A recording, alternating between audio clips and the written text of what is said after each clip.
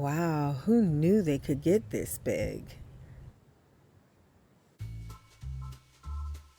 Hello, and welcome to Peggy's Plants, coming to you from Central Florida. Have you ever stopped and wondered just how big some of these house plants could grow if they're growing in their native environment or outside? I'll be the first person to admit that most times when I'm caught up in plant shopping, I'm doing good if I stop and consider whether or not I have space for it on my plant shelf or in my plant cabinet. But every now and then I get curious as to just how big does this plant actually get in its native habitat, or how big could I get it to grow in my yard? In a video I did when I lived in South Florida, I saw these golden pothos growing in the woods next to my home. There's some regular pothos here as well, and they were massive. I had never seen pothos that big and never considered that they could get that big. But all over South Florida, you'll see these pothos. I was able to pull some and successfully grow them in a pot, and I actually have a small cutting of it here at this house. Look at the size of these leaves. They are massive, much larger than any pothos I've ever seen growing in anyone's home. Look at the size of that leaf, 21 inches, and there were leaves that were much bigger as well. I also found some snake plants in my woods growing wild, and I was able to get some of those. Some of those snake plants were up to 7 feet tall. Of course, the ones around the edges weren't as long. That's what I got because I didn't want to go way up in the woods. But these were still pretty impressive, measuring in at, what is this, 41 inches? And while living in South Florida, I grew philodendron outside. I grew pretty impressive sized Tenanthe outside. Mind you, if you're going to grow outside, you do need to be responsible so that you don't end up like the pothos, being an invasive species. But anyhow, this is what got me interested in what plants were like when they were growing outside rather than indoors. So although we call these house plants, yeah, they grow quite well given the right conditions outside as well. So today what I want to share with you are some of the plants I have growing outside presently that you see all the time when you go plant shopping, and that you may actually have in your plant collection right now. Given how sought after the white bird of paradise was only a couple of years ago, I'm willing to bet that some of you have this plant in your home if you were able to keep it alive. It has a reputation of being kind of finicky. Yes, I know how that is when you're growing it indoors. It needs the right conditions, this, that. However, I decided that I would plant one of these outside. So it went from this to this. Yes, this is what white bird of paradise look like when they are growing outside doing their own things. And look at all of those blooms. I can't even tell you how big this plant is. It's very, very tall. It blooms constantly during the warmer months. It has a sap that comes out of it that attracts bees and all kinds of insects. So I don't know that you want it to bloom in your home. However, if given the right conditions, this is what you get. This was one plant, and as you can see, it has branched off. And so I am keeping track of this plant to make sure that it doesn't get out of hand, because I definitely don't want it to become invasive or anything like that. So I will cut it back eventually. As the flowers die off, it's not cute at all. This plant has been through a couple of hurricanes, some very bad storms, but it's still standing quite strong. And one thing I love about this plant is, look at that. Look at the stem of this plant, the trunk of this plant, the pattern of it. It's amazing. And like I said, the flowers just keep coming and coming.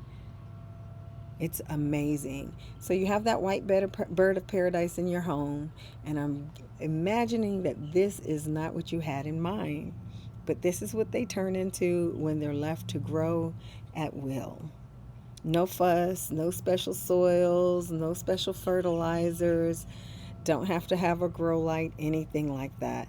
This gets full light, full sun in the heat of the Florida day. So, yeah, it's a pretty hardy plant, which I would have never believed had I not had one growing outside.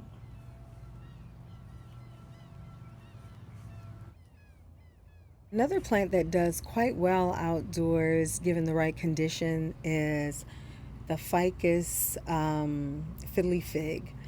It's not a big surprise that these plants get big. They're very common in offices and malls for that reason. You'll see a nice tall fiddly fig, but I have to say I did learn some things about the fiddly fig that I was not aware of, or some things that I thought to be true that I found or not, having grown one outdoors. Now, this is my first time actually keeping one alive. I got this one a few months back on clearance and it's doing well. But we know those fiddly figs, if you don't give them the proper environment or do anything, look at them too hard, they start dropping leaves everywhere. So this one is doing well so far, and I'm scared of it because I expect it to start dropping leaves. And I always heard that once they start dropping their lower leaves, that it does not grow leaves in that area anymore. And I believe that to be true, and that they only grew from the top. However, having one outdoors, I have learned that is not the case. Now, I did not plant the one outdoors. It was here when I got this house. This is what it looked like in November of 2024 after a hurricane. The whole top part of the plant broke off, and then I just had this wonky looking branch here, a couple of little branches over there, but as you can see, this tree is absolutely naked. Yeah, all the branches broke off, leaves broke off, and this is what it looked like in June of 2025. And as you can see, it's on the comeback. I did cut back the big wonky looking branch, and as you can see, it is regrowing lower leaves, which I did not think was possible on fiddly figs, because that's what I had heard. That the only time I heard that would happen is if you put notches in the tree and it grew another branch. So this is what it looked like in June of 2025, and this is what it looks like now. She has gotten a bit taller than she was. You can't really tell from this shot, but the thing that you can really see here, look at all of these leaves and how dense they are. I mean, there is an abundance of leaves on this fiddly fig, and it's just not how they look indoors. And I guess it's because of direct sun that it's getting, sun from all sides. And it is, again, it gets direct sunlight most of the day. It is not under any trees to give it cover or anything like that, but it's doing quite well. You see the difference in the number of leaves just all the way up the trunk. Let me stand back some. There you go. There's a better look at it. Not the tallest, but hey, it's on a comeback from a couple of hurricanes, like I said, and it's doing well. And the biggest thing about this one that impressed me, there's no leaves dropping. This tree very seldom drops leaves. We're in a drought right now, so it's not really getting watered or anything. And as you can see, it's still quite happy. No problems at all. I don't fertilize these plants or anything. It's just doing what it does. Remember in the early days of the Trending Tropical collection when the Ficus triangularis was added to the collection? I was so excited about this plant. I still to this day love the way the leaves look, and it was under $16. Yes, the good old days. But anyhow, it didn't last very long. Leaves fell, the plant died. So I was thrilled recently when I found these in a big box store for under $20 and at this size. I had been wanting to add another one of these to my collection, had it on my porch. It didn't do well. It started dropping leaves like nobody's business, and I didn't want to risk losing this plant. Look at those leaves. This is a beautiful, beautiful plant. So I decided to plant mine outside to see if it would live and do better. It not only lived, but it has thrived.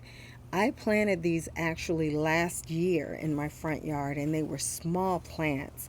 And as you see here, this one is doing great. Well, they're both doing great. I have some others planted on the other side of my house that are not growing as quickly, and I think it's because they don't get this amount of sun that these get. These get direct sunlight for a good portion of the day, and apparently these ficus are really liking that. Well, that's about it. Thanks so much for watching. What plants typically grown as houseplants have you successfully grown outside, and how big did they get? Please share with us in the comments. Take care, stay well, and I hope to see you next time. Bye bye.